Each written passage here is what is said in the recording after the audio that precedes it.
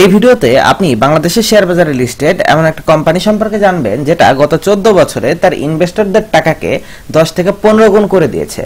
মানে আজ থেকে 15 বছর আগে বা 14 বছর আগে আপনি যদি এই কোম্পানিটাতে 10 লাখ টাকার বিনিয়োগ করতেন, আজকে আপনার পোর্টফোলিও বা আজকে আপনার ওই টাকাটা 1 থেকে 1.5 কোটি টাকা পর্যন্ত গিয়ে পৌঁছে যেত। এত পরিমাণ রিটার্ন দিয়েছে কোম্পানিটা। আর আসলে এই ভিডিওটা বানানোর মূল উদ্দেশ্য হচ্ছে, আমাকে অনেকেই কমেন্ট করেন যে কোথায় ইনভেস্ট করব। তো সবার একই প্রশ্ন থাকে যে ইনভেস্টমেন্ট করতে হবে বুঝতে পারছি, কিন্তু কোথায় ইনভেস্ট করব। এই জন্য এমন কিছু ইনভেস্টমেন্টের অপশন আপনাদের সামনে আমি আমার আসন্ন ভিডিওগুলোতে দেখাবো, যেখানে আপনি দেখবেন বাংলাদেশে এমন 50টা শেয়ার, যে শেয়ারগুলো বিগত সময়গুলোতে 8, 10, 20 গুণ পর্যন্ত রিটার্ন দিয়েছে। তো এই সমস্ত শেয়ারগুলো নিয়ে একে একে কথা বলবো। এরই ধারাবাহিকতায় আজকে আমরা কথা বলবো শাহজালাল ইসলামী ব্যাংকের শেয়ারটি নিয়ে। আজকে এই কোম্পানিটার অতীতে কেমন পারফর্ম করেছে, এটা কিভাবে গত 14 বছরে তার ইনভেস্টরদের টাকাকে 10 থেকে 12 গুণ করে দিয়েছে, প্লাস এই কোম্পানিটা আসন্ন সময়গুলোতে কি পরিমাণ রিটার্ন দিতে পারে, বা 2034 সাল পর্যন্ত বা 2033 সাল পর্যন্ত এই কোম্পানিটাতে ইনভেস্ট করলে কেমন রিটার্ন পাওয়ার সম্ভাবনা রয়েছে, সেটা নিয়েও কথা বলবো। প্লাস ভিডিওটাতে এই কোম্পানিটার একটা অ্যানালাইসিসও দেওয়ার চেষ্টা করব। মানে আমার এই ভিডিওটা শুধুমাত্র ফান্ডামেন্টাল অ্যানালাইসিস আপনারা বলতে পারেন, এবং এটার কোম্পানিটার ব্যাক টেস্ট এবং ফিউচার টেস্ট আপনি বলতে পারেন। তবে ভিডিওটি শুরুর আগে কিছু কথা বলে নেই। এই ভিডিওতে যে তথ্যগুলো আমি শেয়ার করছি এর সবই কিন্তু ডিএসই বা ঢাকা স্টক এক্সচেঞ্জের ওয়েবসাইট থেকে নেওয়া। এখানে কোনোটাই আমার ব্যক্তিগত মতামত না। আর এখানে আমি কোনো শেয়ার ক্রয় করতে বা বিক্রয় করতে বলছি না। আমি শুধুমাত্র এই কোম্পানিগুলোর অ্যানালাইসিস আপনাদের সাথে শেয়ার করার চেষ্টা করছি। এটাকে এডুকেশন পারপাস হিসেবে নেবেন, তো ইনভেস্টমেন্ট অ্যাডভাইস হিসেবে নেবেন না, এডুকেশন পারপাস হিসেবে নেবেন। আসুন আর কথা না বাড়িয়ে আমাদের মূল ভিডিওটি শুরু করি। দেখুন, আমার কাছে অনেকেই জানতে চান ভাই বিনিয়োগটা করব কোথায়। তো এরকম কিছু কিছু বিনিয়োগের অপশন রয়েছে, বা এমন কিছু কোম্পানি রয়েছে যেগুলোতে বিনিয়োগ করা যায়। যেমন আমি আপনাদের যদি গয়রাফলা বলি, বাংলাদেশের প্রত্যেকটা সেক্টরে টপ 5টা করে কোম্পানি আপনি সিলেক্ট করতে পারেন, তাহলে আপনি মোটামুটি সেফ ইনভেস্টমেন্ট করতে পারবেন। 10টা সেক্টরে টোটাল 50টা কোম্পানি, এরকম ইনভেস্টমেন্ট হলে আপনার টাকাটা নিরাপদ থাকবে। তো শাহজালাল ব্যাংক নিয়ে আজকে যেহেতু কথা বলবো, এটা নিয়ে মেইন আলোচনাটা শুরু করি। তো শাহজালাল ব্যাংকের ধরেন আমরা যদি অতীতে এটা কেমন পারফর্ম করেছে সেটা একটু দেখার চেষ্টা করি। 2009 সালের জানুয়ারি মাসের 1 তারিখ, আজ থেকে ঠিক 14 বছর আগে, এই কোম্পানিটার শেয়ারের দাম ছিল, এখানে দেখতে পাচ্ছেন 5 টাকার আশপাশে, ঠিক আছে। কিন্তু 2009 সালের জানুয়ারি মাসের 1 তারিখ 5 টাকার আশপাশে, কিন্তু এটা হচ্ছে ডিভিডেন্ড অ্যাডজাস্টেড প্রাইস। মূল প্রাইসটা ছিল 11 টাকা। তো 11 টাকা হিসাবে ধরেন একজন বিনিয়োগকারী এই কোম্পানিটার 1 লাখ শেয়ার বাই করলো 11 লাখ টাকা দিয়ে। সো 11 লক্ষ টাকার ধরেন আপনি 2009 সালে কোম্পানিটাতে 11 লাখ টাকা বিনিয়োগ করলেন। তো আজকের দিনে আপনি কিভাবে এই 11 লাখ টাকাকে প্রায় 1 কোটি টাকার কাছাকাছি পৌঁছাতে পারতেন সেটাই দেখাবো এখানে। আর ভবিষ্যতে এটা আরো কত গুণ হওয়ার সম্ভাবনা রাখে সেটাও দেখাবো। তো আমি শুধুমাত্র কোম্পানির অতীত এবং বর্তমান পারফরমেন্সের উপর ভিত্তি করে প্রেডিকশন গুলো করার চেষ্টা করব। এটা কিন্তু আমার ব্যক্তিগত মতামত নয়, বা এটাকে আপনি বলতে পারেন যে এটা শুধুমাত্র এডুকেশন পারপাসে তৈরি করা। যাই হোক, মূল কথায় চলে আসি। 2009 সালে যদি আপনি 1 লক্ষ স্টক বাই করতেন, 2010 সালে কোম্পানিটা কিন্তু স্টক ডিভিডেন্ড ডিক্লেয়ার করে 30%। স্টক ডিভিডেন্ড মানে হচ্ছে কোম্পানিটা যখন বোনাস শেয়ার ইস্যু করে, তো 30% বোনাস শেয়ার যুক্ত হয়ে আপনার শেয়ার সংখ্যা হয়ে যেত 1,30,000। এভাবে 2011-তে তারা 25% ডিক্লেয়ার করে এবং এখানে 1,62,000 শেয়ার হয়ে যেত। এই সময় কিছু ক্যাশ ডিভিডেন্ড ডিক্লেয়ার করেছিল, কিন্তু সেই ডাটাগুলো এই মুহূর্তে আমার হাতে নেই। এখানে কিছু টাকা ক্যাশ ডিভিডেন্ড, মানে লাখখানিক টাকা করে বছরে বছরে ক্যাশ ডিভিডেন্ড পাওয়া যেত এই শুরুর 4-5 বছরে। তো যাই হোক, সেই ডাটাগুলো যেহেতু নেই, আমরা এখানে রাখতে পারিনি, বাকিগুলো আমরা হিসাব করছি। তো এভাবে 2012-তে 20%, 13-তে 10%, 14-তে কিছু দেয়নি, 15-তে কোনো স্টক ডিভিডেন্ড দেয় না, কিন্তু তার ক্যাশ ডিভিডেন্ড দেয় 1 টাকা 30 পয়সা শেয়ার প্রতি। এই হিসাবে শেয়ারের সংখ্যা কিন্তু এই যে বাড়তে বাড়তে দেখেন, 2009 সালে যে 1 লাখ শেয়ার কিনেছিল তার শেয়ারের সংখ্যা কিন্তু 2015 সাল আসতে আসতে 2,23,000 হয়ে গেছে, এবং এই 2,23,000 শেয়ারের এগেইনস্টে সে ক্যাশ ডিভিডেন্ড পায় 2,89,000 টাকা। মানে যে 11 লাখ টাকা বিনিয়োগ করেছিল 5 বছর আগে, সে কিন্তু 5 বছরের ব্যবধানে প্রায় 3 লাখ টাকার কাছাকাছি ক্যাশ ডিভিডেন্ড পাচ্ছে। আমরা ধরলাম 2.5 লাখ টাকা, এই যে ভ্যাট ট্যাক্স বাকি মানে যে ভ্যাট ট্যাক্স বাদ যাবে সেগুলো বাদ দিয়ে আমরা হিসাব করলাম, ধরলাম 2.5 লাখ টাকায় আপনি ক্যাশ ডিভিডেন্ড পেলেন। এখন দেখেন 11 লাখ টাকা 2.5 লাখ টাকা ক্যাশ ডিভিডেন্ড কিন্তু অনেক, 5 বছরের ব্যবধানে। মানে 11 লাখ টাকা আপনি বিনিয়োগ করলেন, এরপর থেকে প্রতি বছর 5 বছর পর থেকে প্রতি বছর আপনি যদি 2.5 লাখ টাকা করে পান, আপনার টাকা কিন্তু হিউজ পরিমাণে বৃদ্ধি পাচ্ছে, বা আপনি একটা ভালো রকমের রিটার্ন জেনারেট করতে পারছেন, বা এই টাকা দিয়ে আপনার হয়তোবা সাংসারিক যে বাজার খরচটা সেটাও চলে যেতে পারতো। তো এটা একটা বিষয়। তো এবারে বাকি হিসাবগুলো আমরা করে নেই, তারপর বাকি বিষয়গুলো নিয়ে কথা বলবো। 2016-তে তারা 5% স্টক দেয় এবং 1 টাকা করে ক্যাশ দেয়। এই হিসাবে 2,36,000 স্টক এবং 2,36,000 টাকা প্রায়। এরপর 2017-তে 2,60,000 স্টক টোটাল গিয়ে দাঁড়ায় 10% দেওয়াতে। 2018-তে 10% দেয় 3,12,000, 2019-এ 5%, 2020-এ 5%।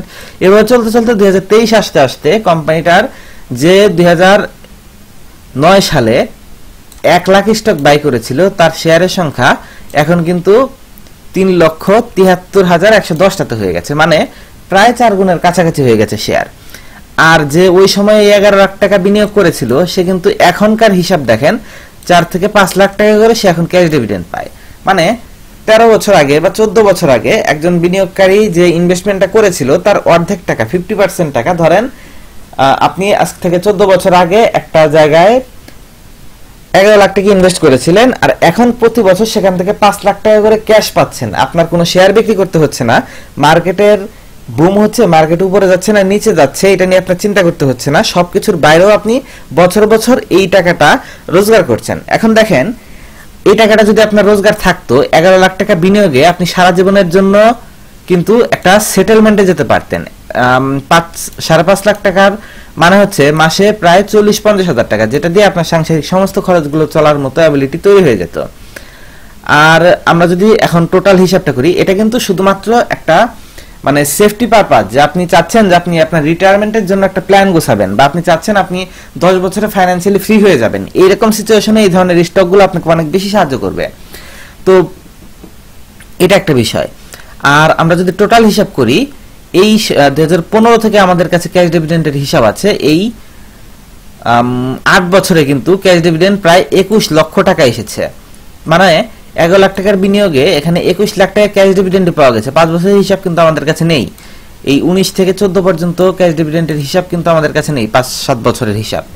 তো বাকি এই সময়টাতেই কিন্তু সে 21 লাখ টাকা দিয়ে দিয়েছে। আর যদি আমরা এর সাথে যদি আমরা হিসাব করার চেষ্টা করি কোম্পানিটার শেয়ারের দামের আজকের দিনে, বা আজকে যে সময় আমি ভিডিওটা রেকর্ড করতেছি এই সময়টাতে এই শেয়ারটার দাম চলতেছে কিন্তু 18 টাকা 90 পয়সা। তো আজকে কিন্তু 19 টাকা 10 পয়সা পর্যন্ত উঠেছিল। আমরা এভারেজ একটা ধরে নিলাম, এটা একদিন আগে 20 টাকা ছিল, এভারেজ ধরলাম এটা 19 টাকা দাম, রাউন্ড ফিগার ধরলাম। 19 টাকা করে হিসাব করলেও আপনি যদি ক্যালকুলেট করেন টোটাল 19 টাকা করে আপনার শেয়ারের সংখ্যা হচ্ছে 3,73,110টা, সেই হিসাবে আপনার টাকা কিন্তু 70,89,000 টাকা এখানে হয়ে যায়।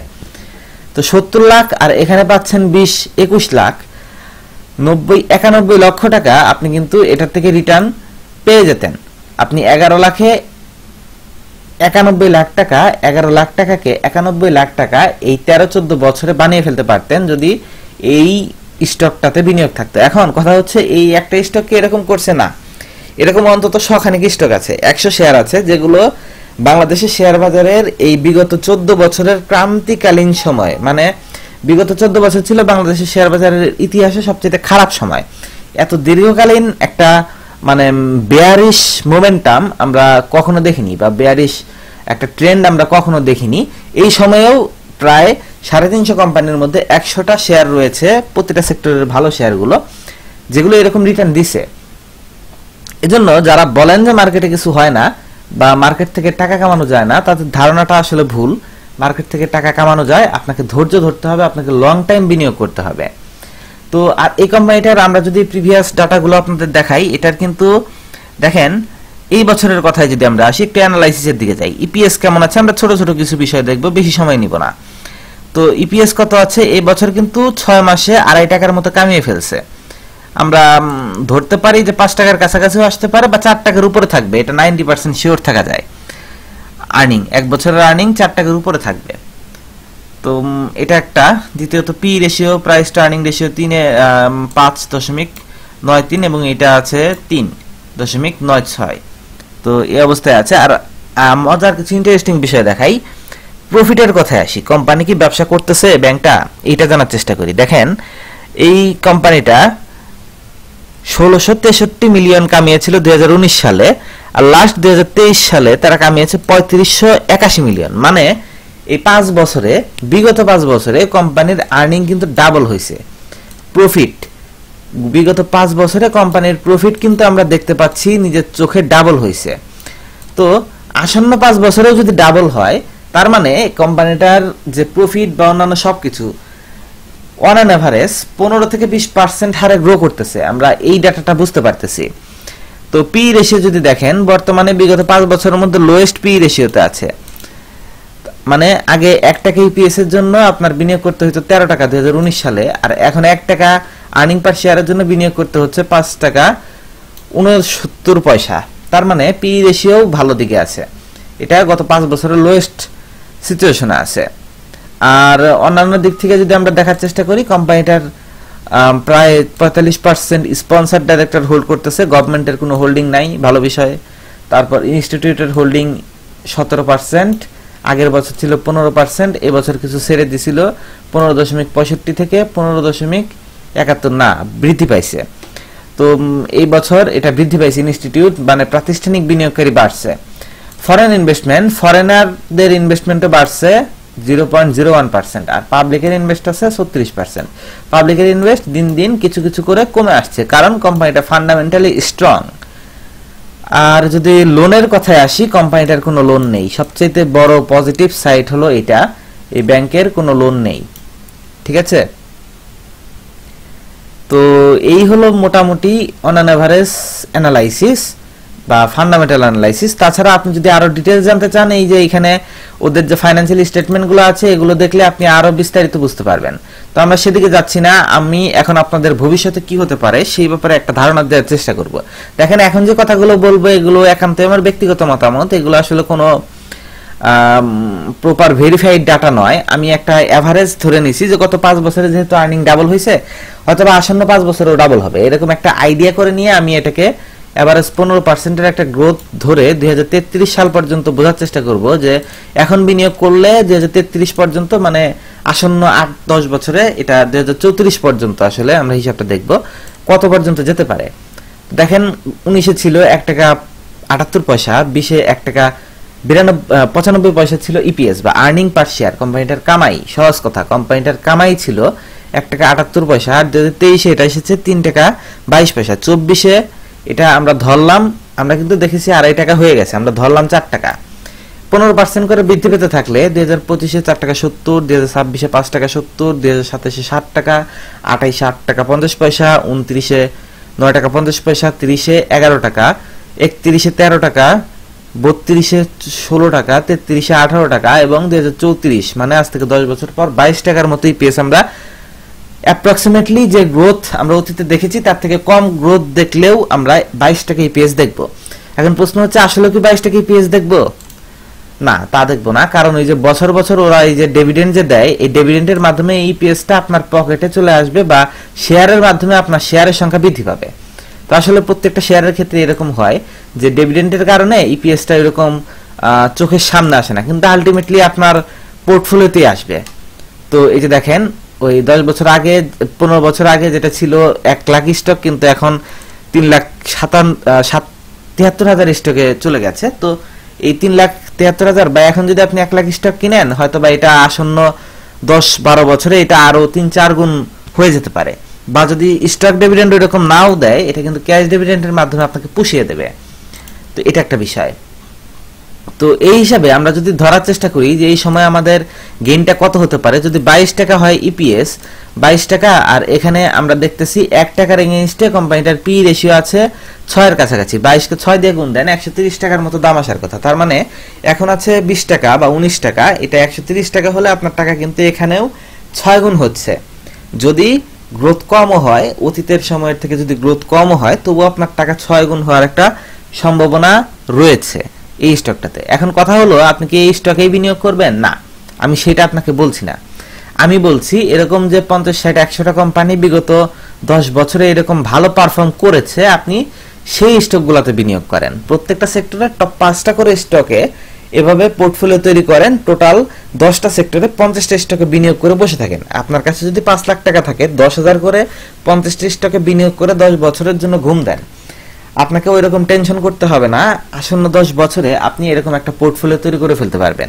বা আপনার কাছে যদি 50 লাখ টাকা থাকে আর আপনি যদি সেটাকে বিনিয়োগ করতে চান একবারে লামসাম ইনভেস্টমেন্ট, সেক্ষেত্রে আপনি আপনার ওই টাকাটাকে 50টি স্টকে 1 লাখ 1 লাখ করে বিনিয়োগ করে দেন। এই 50টার মধ্যে একটাকে রাখতে পারেন, আপনি নাও রাখতে পারেন। আপনি প্রতিটা সেক্টরে টপ 5টা করে স্টক সিলেক্ট করবেন। যেমন ব্যাংকিং সেক্টরে সেরা 5টা, আপনি কিন্তু আপনার মন গড়া 5টা সিলেক্ট করতে পারবেন না, আপনি সেরা 5টা সিলেক্ট করবেন যেগুলোর পারফরমেন্স ভালো। তো যেগুলোর পারফরমেন্স ভালো, আমি এরকম কোম্পানিগুলো নিয়ে আসন্ন সময়ে আমার এই চ্যানেলে আপনাদের জন্য ভিডিও আনতে থাকবো। সেই ভিডিওগুলো পাওয়ার জন্য চ্যানেলকে সাবস্ক্রাইব করে রাখুন। কেমন লাগলো ভিডিওটা অবশ্যই কমেন্ট করে বলবেন। আর এমনই দরকারি ভিডিও রেগুলার পেতে চ্যানেলটিকে সাবস্ক্রাইব করবেন। ধন্যবাদ এতক্ষণ সাথে থাকার জন্য।